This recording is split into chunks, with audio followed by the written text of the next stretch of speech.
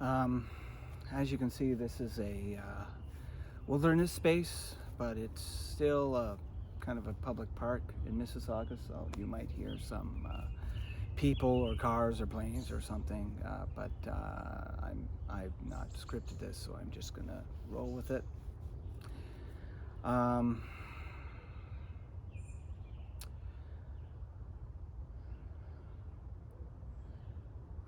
pretty sure by now people around the world have heard about the definitive proof that there were a lot of deaths involved in Canada's residential camp system. And I'm calling it camp system with a K. You know what that means? Because this also flies around, so I'm probably going to be doing that a lot. It's always been called the residential school system, and I think we've seen enough that I think we can start calling it what it was. That it was worse than a labor camp. Maybe there weren't gas chambers, but let's call it what it was. It was an attempt by the Canadian government, with the help of Christian organizations, to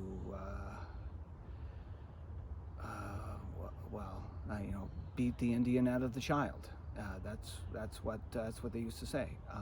It was an attempt to erase in all Indigenous societies from history.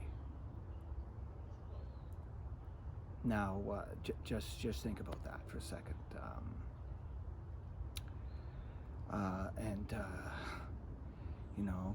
It's I don't know if any of you have seen or read the book or movie Homeland, with I think Rutger Hauer was in it, about an American, I think it was an American journalist who, in the years following I think there was an armistice that ended the Second World War, and the Nazis were allowed to keep everything they had, and they continued to do what they were planning on doing. And this journalist uncovered evidence years later that proved that showed what had been hidden from the world.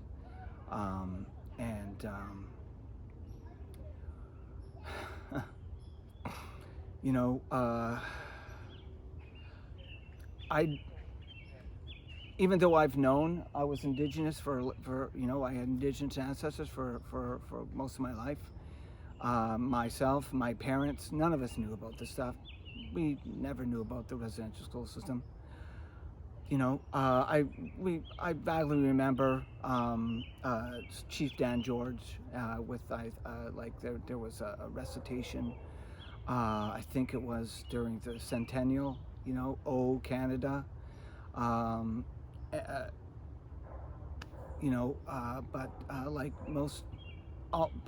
like non-Indigenous Canadians, we didn't, we never learned about this. I've always been a big fan of Canadian history, and so, I tried to find, for the longest time, information about Indigenous people, and there was very, very little. I was eventually able to find books of the stories, Indigenous stories, like the legends and myths, but nothing contemporary.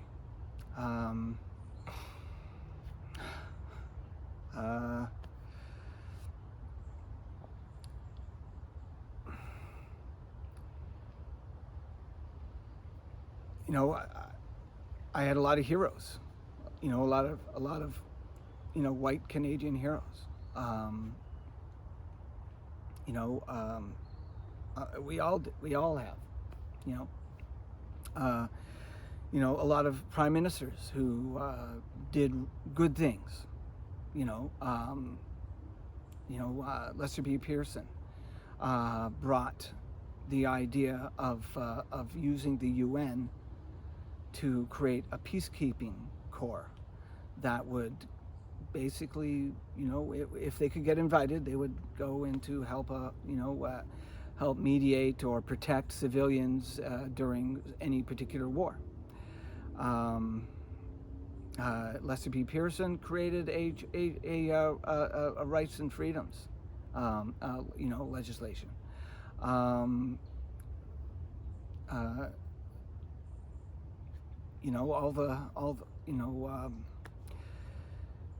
Jean Chrétien, helped improve relations with China at the time.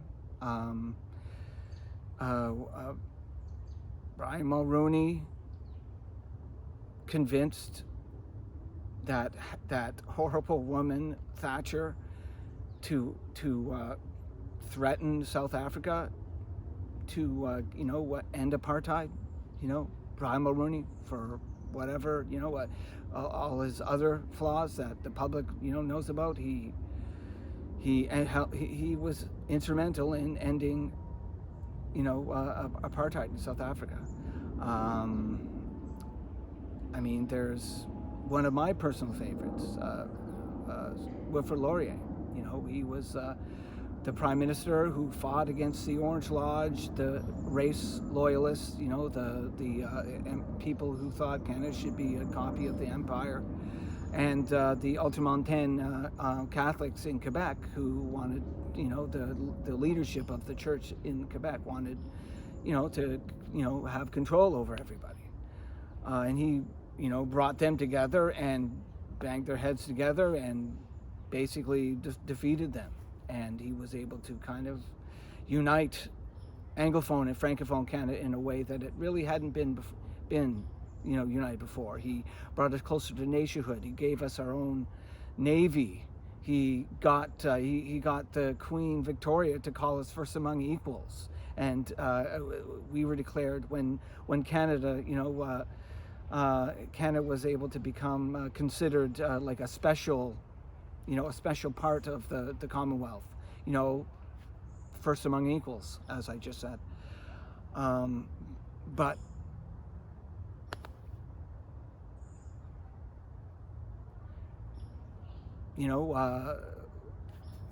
those that were empowered during the residential school system, Wilfrid Laurier didn't stop it.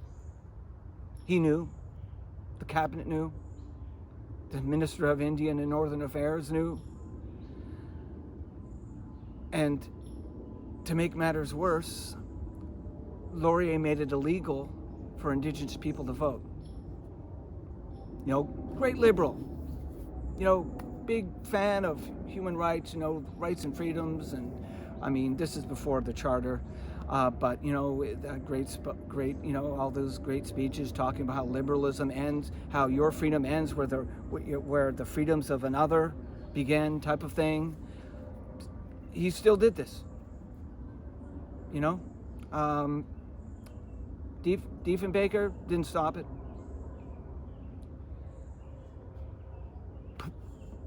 This great peacekeeper, changed the world for the better, Pearson, he didn't stop it. Jean Chrétien, which, a lot of, he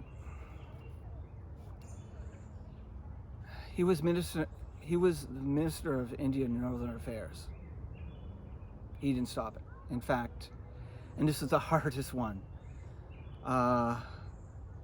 he and Pierre Trudeau, I don't even know really what the white paper was on I honestly, I like it. I don't know, maybe I just don't want to know. And I know his son, the Prime Minister, does care.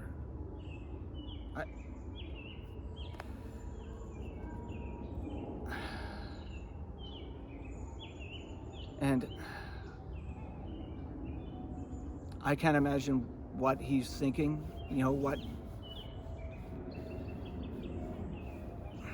what he imagines people, Canadians, are thinking about his father right now. Because we all know our parents, those that have good relationship with their parents. They're our moms and dads. We love them. We have good memories of them. And you begin to feel guilty about those good memories when you see things that you know, that they did or didn't do, that they could have stopped but didn't, that they chose to do but shouldn't have.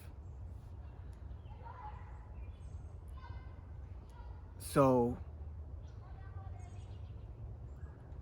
you know, I'm lucky because my mom and dad raised me to be anti-racist. You know, I remember coming home from Cub Scouts, and I was really unhappy about, you know, I was sick of being, you know, whenever they played Cowboys and Indians, I was always the Indian, and I didn't like it, and that's when my mom told me about my, you know, about around that time I knew I was adopted. Yeah, I'm adopted, so that adds a little bit more to the identity issue of, you know,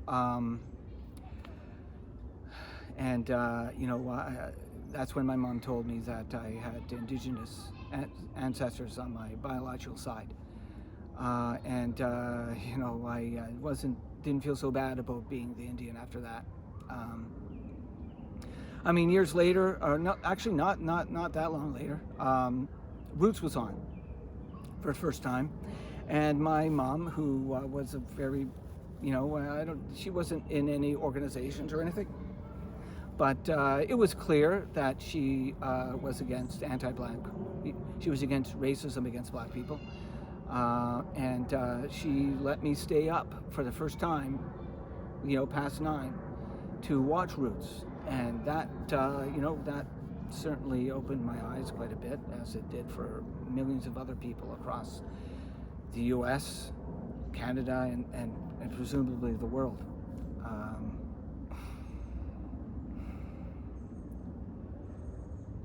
So you know,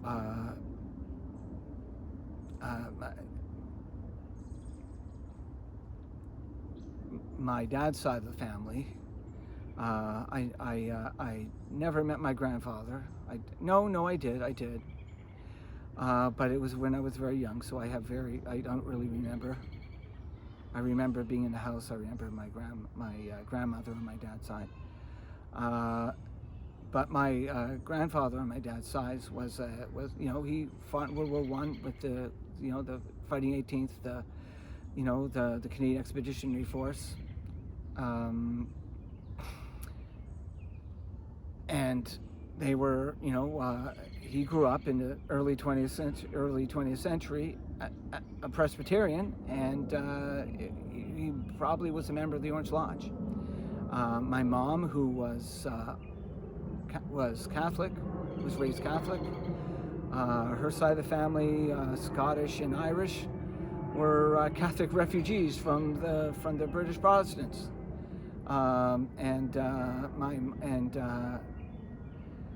My mom converted to Presbyterianism to marry my dad. I mean, I don't, you know, there was no anger or disappointment when my parents adopted me and my sister, who are both part white, part Indigenous. But just knowing that, you know, he could be part of an organization which, you know, certainly in the 19th century in Canada was a terrorist organization, and, you know, was involved in terrorism over in Ireland at the present day, at that time, in the 20th century. So, I mean, I mean, but still, I don't know. I don't know what his opinions were. I don't know. But, and while, it's just like with Tommy Douglas. He supported eugenics, and all I have is the word that of one of his descendants that he recanted those issues, years later. How do you? I don't know if he apologized. I know, Pierre Trudeau created the legislation, the charter, nailed the charter to the Supreme Court, which enabled a lot of treaty negotiations to move forward. And because of those changes, a lot of treaty negotiations went the right way, went to the indigenous people who were part of those treaties. And it's another thing, we never knew about the treaties. I had no idea. It's like for over 100 years, the government, it certainly feels like the media and the intellectual establishment of Canada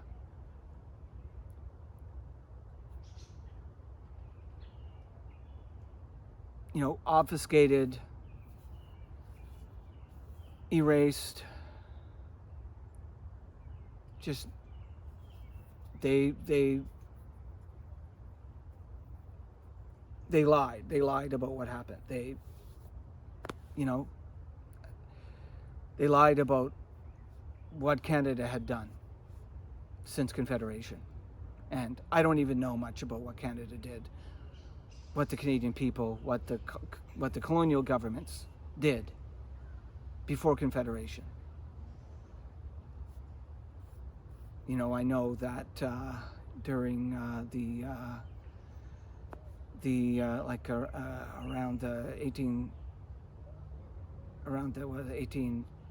1850s, late 1850s. I know when LaFontaine and Baldwin formed government that technically Indigenous landowners were allowed to vote, but a lot of the times, just like with Catholics and Francophones, they were blocked from voting. They weren't allowed. And all this stuff, we tell ourselves, well, that was of the time. Really? Is that what Germans say? Is that what Japanese say? How about Cambodia, Rwanda, Serbia, Croatia? Is that what they say?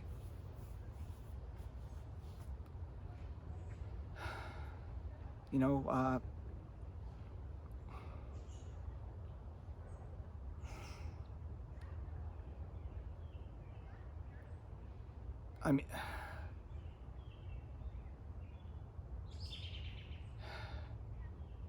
and following the confirmation that children were murdered at residential camps, they found mass graves. Mass graves. Where else have we heard about mass graves? Cambodia, they go to the Khmer Rouge, former Yugoslavia, Poland, Nazi-occupied Poland, occupied France, Germany. Like the killing fields, How many more?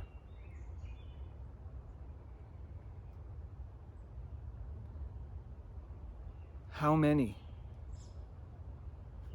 There were over 100 of these things, hundreds of these things. How many thousands? I was listening to one survivor say that he heard about these kids that he always assumed they got away.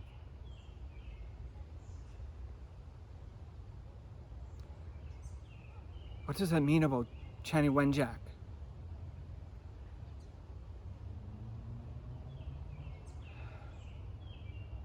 know,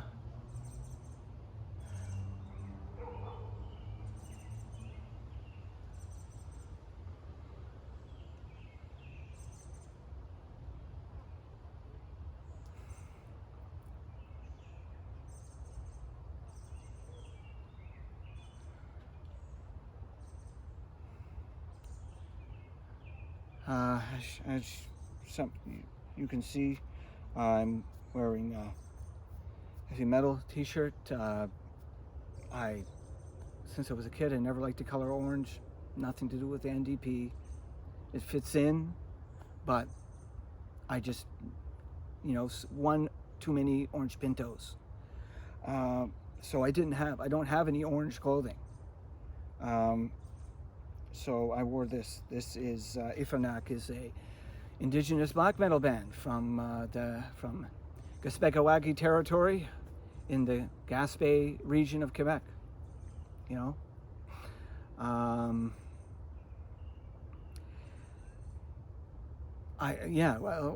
What else can I say about what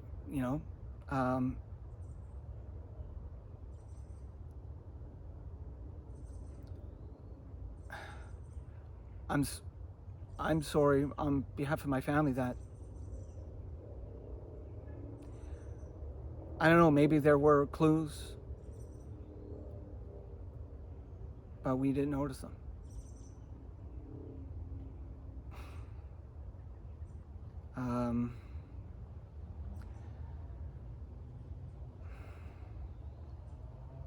And this is the hard one, the hard ask, because I don't know if any former members of the government are going to ever see this, but I think anybody who did know in government needs to apologize.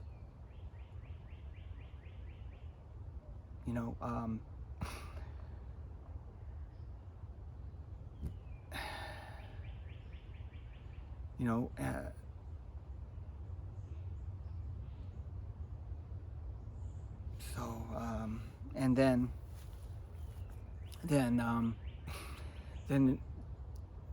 there's more news. How could it get worse? We uncovered that, Canada committed crimes against humanity for 100 years, and now we see how bad it was. Well, turns out a guy looks like he was probably a lone wolf, white terrorist, runs down a family of 5, walking down the street in the city of London, Ontario, which I lived there for 3 years. The forest city, they call it. And of course, I grew up in Nova Scotia, so I love forests.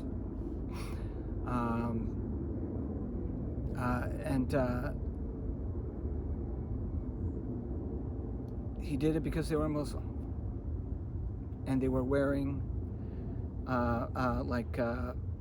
were wearing clothes that people wear in Pakistan, normal Pakistani clothes, everyday clothes,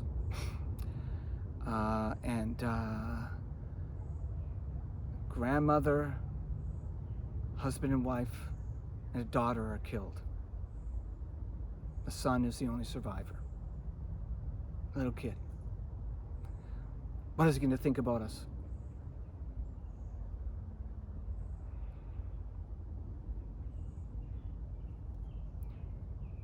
These people, they're my friends.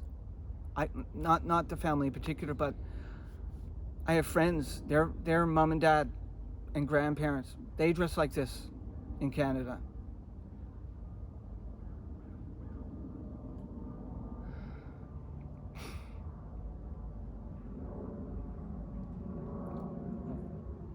What do we do? I mean, education is a provincial responsibility, and we try to change the curriculum to make it more, we do it in Canada, we do it in Ontario, and the party that introduced it gets creamed at the election for a party that made it clear what they think about all of that woke stuff. Handicapped people, autistic kids. They have white nationalists that run their leadership campaigns, and the province voted for him. And I'm supposed to think, well, no, it has nothing to do with the fact that the opposition leaders are both women. It has nothing to do with, adding, changing the sex curriculum, to talk. Anyway,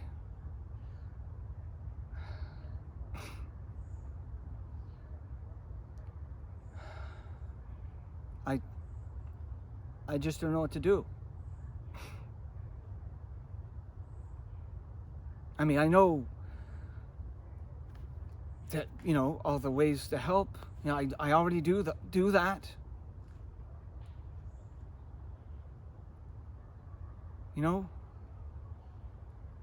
I can't do it alone. Government can't do it alone.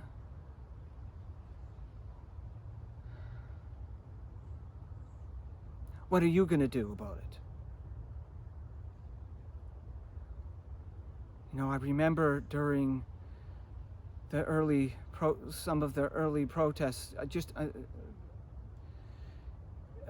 probably 3-4 years ago in the States, another black kid killed by a white cop. I remember hearing a guy, just saying, "I'm so tired."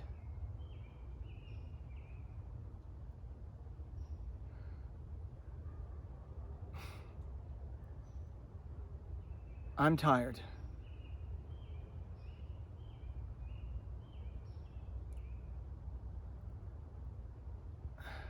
I love my country. I love my people. But maybe not all of them.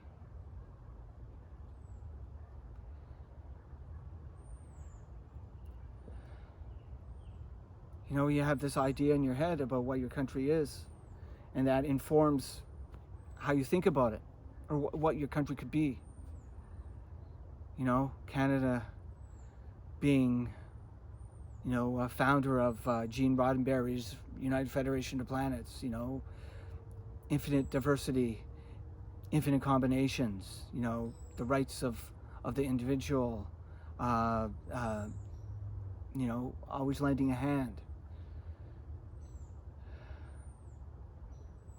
But not all of us think that way. And that's got to change. And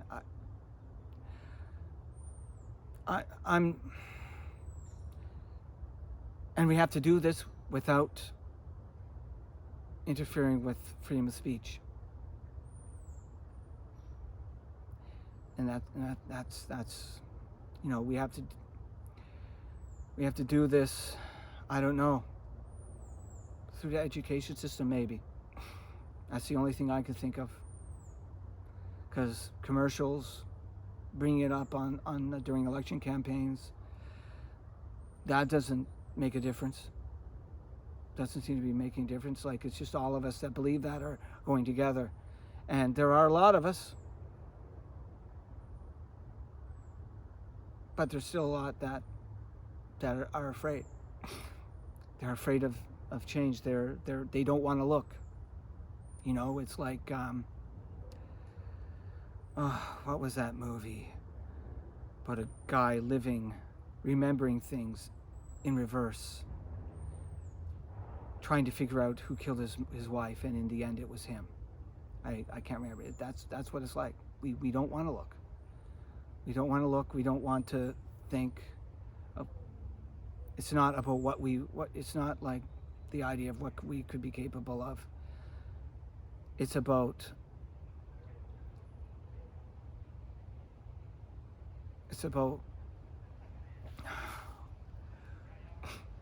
the opinions that we believe are okay or right.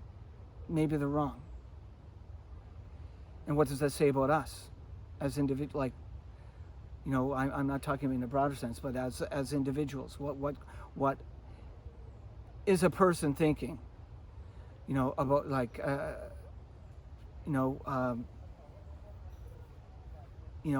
someone is always told gay jokes about gay people, about gay men, and they can see all that stuff is wrong, but they keep saying, they brush it off, and maybe they don't want to look. Well, to those people, I want to say you should look. And if you need help to process what all this means, it's okay. You can ask for help. There's this wonderful, like probably the greatest speech in the entirety of like over 50 years of the British science fiction show Doctor Who, where after this terrible uprising has happened and people have already died, and he's talking to one of the leaders, and she has just said, I can't go back, these things that you don't know what I've done. And he says, oh, look at me, I'm so unforgivable. Well, here's the thing, I forgive you.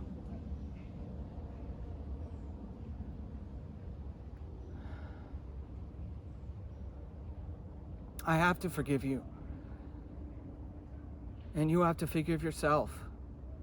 But you have to take those steps. It's not about accepting blame. It's about understanding. It's about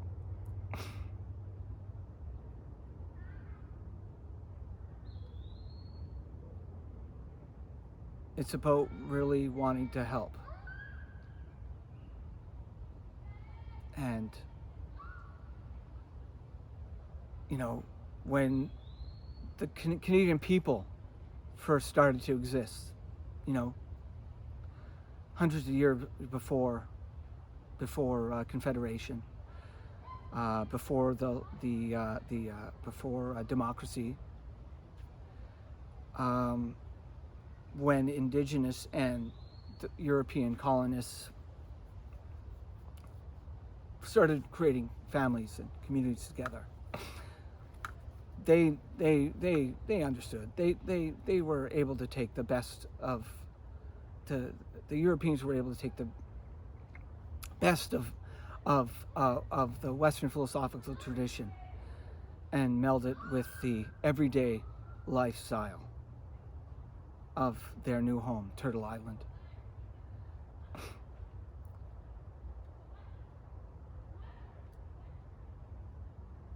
We can do this. We have to do this. We can't go back. We can't go back. Everyone knows. The news is out. Everyone knows.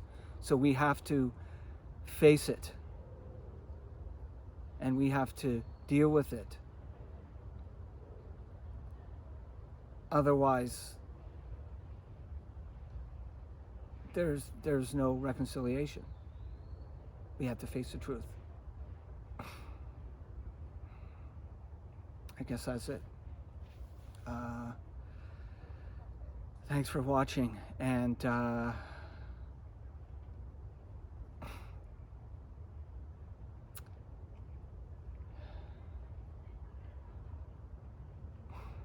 let's do this.